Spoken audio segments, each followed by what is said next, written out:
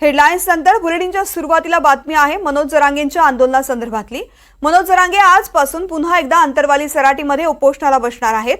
सगळे सोयरेच्या अंमलबजावणीवर जरांगे अद्यापही ठाम आहेत। जरांगेंनी सरकारला दिलेला अल्टिमेटम संपलाय, त्यामुळे मराठा आरक्षणाच्या मागणीसाठी जरांगे पुन्हा एकदा आक्रमक झालेत। पावसाळ्यातल्या आंदोलनाकडे विशेष लक्ष लागून राहिलंय।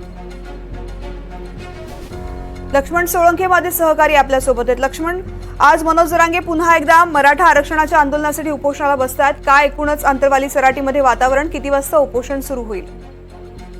आपण बघू शकतो की मनोज जरांगे पाटील यांनी सगळ्या सोयऱ्याचा अध्यादेश लागू करण्यासाठी जो सरकारला अल्टिमेटम दिलेला होता तो अल्टिमेटम 13 तारखेला संपलेला आहे आणि त्यानंतर मनोज जरांगे पाटील यांनी संपूर्ण मराठवाड्याचा दौरा करत आता पुन्हा एकदा आमरण उपोषणाला सुरुवात करण्याचा निर्णय घेतलेला आहे आणि आज 10 वाजल्यापासून मनोज जरांगे पाटील हे आंतरवाली सराटी या गावातून आमरण उपोषणाला सुरुवात करणार आहे।